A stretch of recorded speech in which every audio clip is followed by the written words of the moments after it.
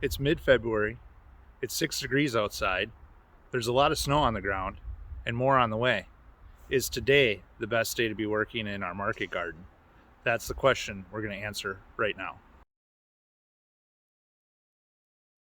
To answer my question, no, today is not the best day to be working in our market garden, but it is a great day to be working on our market garden, preferably someplace warm.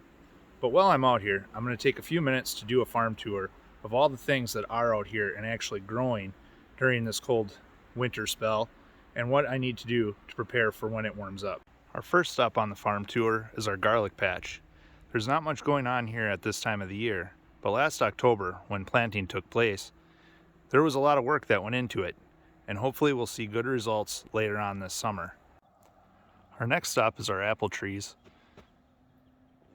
We're just checking these now to prepare for the next warm-up when we'll be out here pruning. February is a great month to get the pruning done for the apples. It's still cold enough where the trees are not pulling much up into the branches we'll be cutting off, but they will be preparing to put on fruit once the warm-up does arrive. Back in this area of the farm, we have our grapes and raspberries. These will also be pruned sometime early March, once the weather warms up and there's a lot less snow to deal with.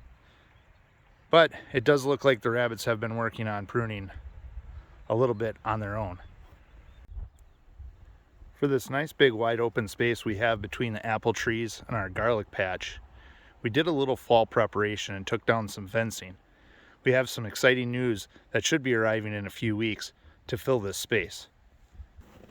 So other than taking a quick walk around the farm, what exactly do market farmers do when it's this cold and there's not much else going on outside in the gardens?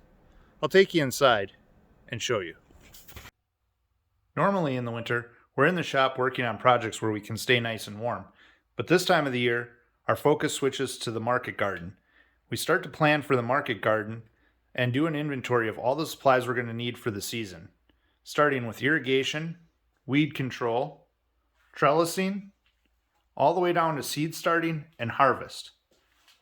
But the first thing that sets off our market garden season is when seed catalogs arrive. When they arrive, it's time to start planting the garden. Mapping out our garden is one of the most important steps in the entire process. And to me, it's one of the most overlooked steps for most home gardeners. Did I mention YouTube? We watch a lot of YouTube around this place. It gives us ideas and inspiration for the upcoming season. But getting back to that number one overlooked thing that I told you about, garden planning. A simple drawing just like this one can save you a lot of hassle in the long run. After doing my drawing for the market garden this year, I went outside and did some measuring, and I realized all my ideas on paper wouldn't fit in the space that I have available.